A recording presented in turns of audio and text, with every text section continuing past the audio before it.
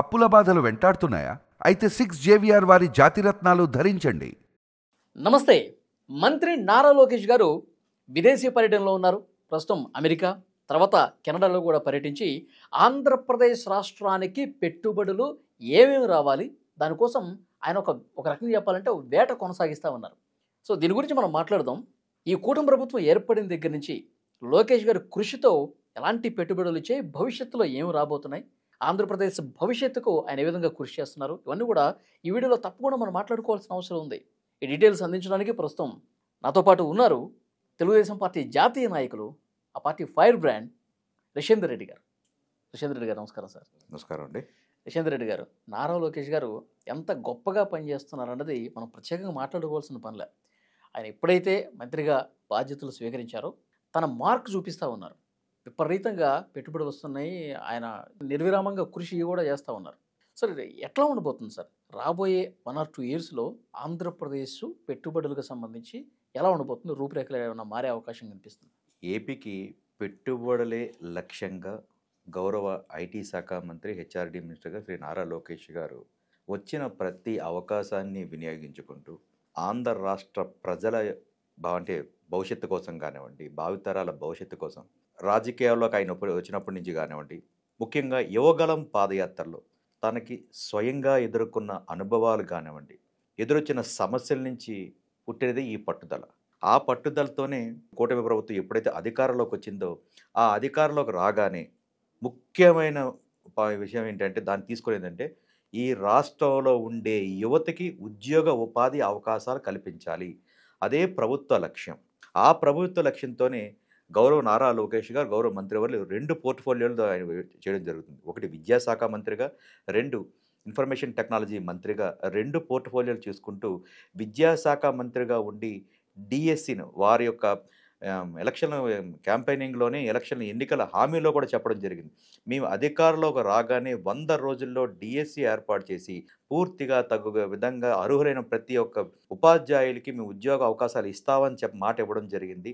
దాని తగ్గట్టుగానే విద్యాశాఖ మంత్రిగా మెగా డిఎస్సి అనేది ఏర్పాటు చేసి 16,000 పైచిలకు అంటే ఉపాధ్యాయులకు ఉద్యోగాలు ఇచ్చిన ఘనత కూటమి ప్రభుత్వానికి, ముఖ్యమంత్రి నారా చంద్రబాబు నాయుడు గారికి, అట్లాగే గౌరవ విద్యాశాఖ మంత్రి నారా లోకేష్ గారికి తగ్గిందనేది ఒక నిదర్శనంగా మనం చెప్పుకోవచ్చు.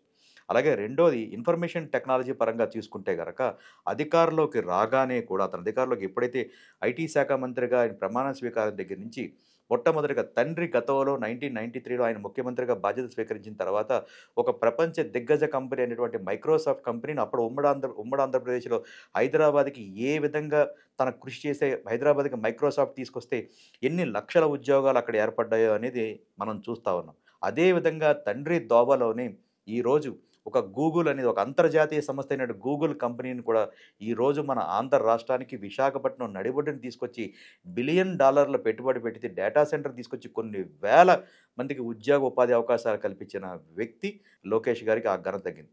అదే పనిగా ఈరోజు కూడా మనకి ఆయన ఈరోజు అమెరికా పర్యటనలో కానివ్వండి, అలాగే ఒక 6 రోజుల నిమిత్తం అంతర్జాతీయ పర్యటనలో భాగంగా అమెరికా, అలాగే కెనడా 2 దేశాల్లో పర్యటించి వివిధ వాళ్ళ యొక్క ఎవరైతే ప్రఖ్యాతగాంచిన సీఈఓలు కానివ్వండి, అధిపతులు కానివ్వండి, ప్రతినిధులతో భేటీ అవుతున్నారు. దానిలో భాగంగానే Canva chief customer success officer అయినటువంటి గగోలియా గారితో కానివ్వండి, ఎడ్యుకేషన్ అండ్ పబ్లిక్ సెక్టర్ విభాగం జాన్ విల్ మాల్ గారితో, ఏఎండి సంస్థ senior vice president artificial intelligence విభాగం వంశీ బొప్పన్ గారితో కానివ్వండి, అట్లాగే రివాస్ అనే ఒక సంస్థ ఉంది, దాంతో వారు భేటీ అవ్వడం కానివ్వండి, అనంతరం అంటే వాళ్ళ సేల్స్ ఫోర్స్ ఎగ్జిక్యూటివ్ వైస్ ప్రెసిడెంట్తో కూడా వారు మాట్లాడి మా యొక్క ఆంధ్ర రాష్ట్రానికి రండి, మాకు ఇక్కడ ఆంధ్ర రాష్ట్రంలో ఉండే అనుకూలతలు కానివ్వండి, పెట్టుబడి సానుకూలతలు కానివ్వండి, ఆంధ్రప్రదేశ్ మీకు ఇస్తున్న అంటే ప్రోత్సాహకాలు కానివ్వండి, వారికి అన్ని విధాలుగా వారికి విశదీకరించి ఆంధ్ర రాష్ట్రం మీద నమ్మకంతో కానివ్వండి, ఆంధ్ర రాష్ట్రం మీద వాళ్ళకి నమ్మకాన్ని కలిగించి రాష్ట్ర ముఖ్యమంత్రి వారిలో అంటే ఎన్ఆర్ఐలు కానివ్వండి, పారిశ్రామిక ఏ విధంగా వాళ్ళకి అంటే సింగిల్ విండో విధానం ద్వారా వాళ్ళకి ఇచ్చే పర్మిషన్లు కానివ్వండి, ఆంధ్ర రాష్ట్రం ఏ విధంగా వాళ్ళకి సపోర్ట్ చేస్తుందనేది ప్రతి ఒక్క ప్లాట్ఫామ్ మీద వాళ్ళు ఉపయోగించుకొని ఆంధ్ర రాష్ట్రానికి పెట్టుబడులు తీసుకొచ్చే కార్యక్రమంగా ఆ విధంగా తీసుకొస్తా ఉన్నారు. అట్లాగే ఆటోడెస్క్ సంస్థ చీఫ్ టెక్నాలజీ దేవ్ పటేల్ గారితో కూడా వారు కలవడం కూడా జరిగింది. ఈరోజు వారితో కలవడం జరిగింది. అంతర్జాతీయ స్థాయి వెంచర్ క్యాపిటల్ సంస్థ సెలెస్టా వీసీ మేనేజింగ్ పార్ట్నర్ అయినటువంటి అరుణ్ కుమార్తో కూడా వీరు శాన్ ఫ్రాన్సిస్కో కలుసుకొని రాష్ట్రానికి పెట్టుబడులు వాళ్ళని ఒప్పించే విధంగా ఈరోజు సమావేశాలు పెట్టడం జరిగింది. అంటే అనేక అంతర్జాతీయ స్థాయి అయినటువంటి కంపెనీల్ని మన ఆంధ్ర రాష్ట్రానికి పెట్టుబడులు పెట్టే ధ్యేయంగానే ఈరోజు ఆయన అమెరికా పర్యటన కానివ్వండి, రేపు ఏదైతే కెనడా పర్యటన కానీ ఆ పర్యటన జరుగుతూ ఉంది. ముఖ్యంగా వారు యువగలం పాదయాత్రలో ఏమైతే యువతకి హామీ ఇచ్చారో, కూటమి ప్రభుత్వం అధికారంలోకి రాగానే ఆంధ్ర రాష్ట్రంలో ఉండే ప్రతి యువతకి ఉద్యోగ ఉపాధి అవకాశాలు ఇచ్చే బాధ్యత ఈ నారా లోకేష్ తీసుకుంటారని ఆనాడు యువగలం పాదయాత్రలో చెప్పడం జరిగింది. 20 లక్షల ఉద్యోగాలు ఇచ్చే బాధ్యత నాది, నన్ను నమ్మండి.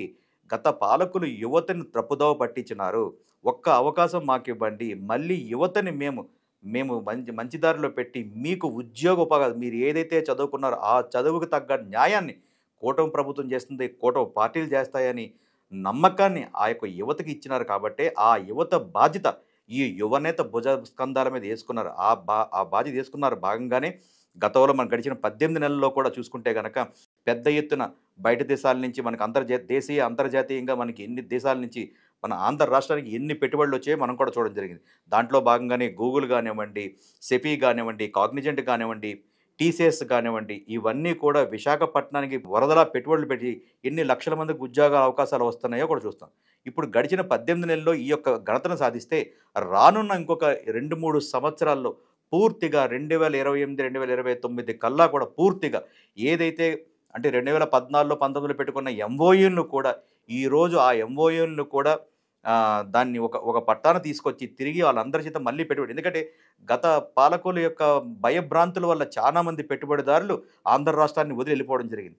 తిరిగి వాళ్ళందరినీ కూడా మళ్ళీ మన రాష్ట్రానికి రప్పించి వాళ్ళకు ఒక భరోసానిచ్చి, వాళ్ళకు ఒక ధైర్యాన్ని ఇచ్చి, ఒక నమ్మకాన్ని ఇచ్చి, రండి మా యువతకి మీరు అండదండగా ఉండండి, ప్రభుత్వం మీకు అన్ని విధాలుగా మీకు అండగా ఉంటుంది, ప్రభుత్వం చేయాల్సిన పూర్తి మీకు సహకారం మేము ఇస్తాము.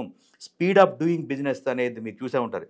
అంటే గతంలో మనం చూసినామంటే ఈజీ ఆఫ్ డూయింగ్ బిజినెస్ అనేది ఉంటుంది. ఇప్పుడు స్పీడ్ ఆఫ్ డూయింగ్ బిజినెస్ ఆ యొక్క దాన్ని పెట్టుకొని విధంగా వాళ్ళందరికీ నమ్మకాన్ని కలిగించి లక్షల కోట్ల రూపాయలు ఇక్కడ పెట్టుబడి పెడితే ఇక్కడ ఉద్యోగ ఉపాధి అవకాశాలు ప్రతి యువతకి, అంటే రూరల్ దగ్గర నుంచి కానివ్వండి, అర్బన్ యువతకు కానీ ప్రతి ఒక్కరికి కూడా ఉద్యోగ ఉపాధి అవకాశాలు వస్తాయనే ఉద్దేశంతోనే ఆయన అంతర్జాతీయంగా కానివ్వండి, దేశీయంగా కానీ అంతర్జాతీయంగా కానీ ప్రతి ఒక్క ప్లాట్ఫామ్ను ఉపయోగించుకొని పారిశ్రామికవేత్తలను కలిసే ప్రయత్నంలో భాగంగానే ఈరోజు యుఎస్ పర్యటన అనేది, అంటే అమెరికా పర్యటన కానీ కెనడా పర్యటన కానీ జరుగుతుంది. దానిలో భాగంగానే చాలామంది ఆ యొక్క సంస్థ అధినేతలు కానివ్వండి, సీఈఓలు కానివ్వండి, ప్రతి ఒక్కరు కూడా నారా లోకేష్ గారి యొక్క ప్రజెంటేషన్ కానివ్వండి, నారా లోకేష్ గారు ఇస్తున్న హామీలకు వాళ్ళందరూ మంత్రముగ్ధులై ప్రతి ఒక్కరు కూడా మీ ఆంధ్ర రాష్ట్రానికి వస్తాం, పెట్టుబడులు పెడతామని ఇప్పటికే హామీలు అవ్వడం జరిగింది. కాబట్టి దీని ద్వారా మీకు తెలియజేస్తా ఉన్నాం ఏమంటే ఆంధ్ర రాష్ట్ర ప్రభుత్వం ప్రజల కోసం పనిచేస్తున్న ప్రభుత్వం. ప్రజల బాధ్యతని ఇక్కడ ముఖ్యమంత్రి నారా చంద్రబాబు నాయుడు గారు, అలాగే ఐటీ శాఖ మంత్రి అయినటువంటి నారా లోకేష్ గారు భుజస్కంధాల మీద వేసుకున్నారు. కాబట్టే ఈరోజు ప్రతి అవకాశాన్ని ఉపయోగించుకొని యువతిని ఒక మంచి దారిలో పెట్టించి గత పాలకులు చేసిన తప్పుల్ని ఈ ప్రభుత్వం సరిచేసి గాడి తప్పిన రాష్ట్రాన్ని తిరిగి మళ్ళీ యథాస్థానంలో తీసుకొచ్చే భాగంగానే ఈరోజు అమెరికా పర్యటన కానీ కెనడా పర్యటన కానీ తీసుకున్నాం. రానున్న 2 సంవత్సరాల్లో కూడా అనేకమైన దేశీయ అంతర్జాతీయ సంస్థలు మన ఆంధ్ర రాష్ట్రానికి రావడం జరుగుతూ ఉంది. ఆంధ్ర రాష్ట్రంలో పరిశ్రమలు కానివ్వండి, ఐటీ వింతగా, అంటే ఒకప్పుడు ఐటీ అంటే హైదరాబాద్ ఒక చెప్పుకుంటున్నారు భారతదేశంలో, తిరిగి ఆ పేరుని ఈరోజు అమరావతిగా చేజిక్కించుకోవడం అనే కార్యక్రమంలో భాగంగానే ఈరోజు విదేశీ పర్యటనలు జరుగుతున్నారు. ఆ ఫలితం ఖచ్చితంగా సఫలీకృతుంది. మన ఆంధ్ర రాష్ట్రంలో ప్రతి యువతకి ఉద్యోగ ఉపాధి అవకాశాలు ఇచ్చే బాధ్యత ఈ కూటమి ప్రభుత్వం తీసుకుని మీ ద్వారా తెలియజేస్తా ఉన్నాను. చూద్దాం సార్ ఎన్ని పెట్టుబడులు వస్తాయి.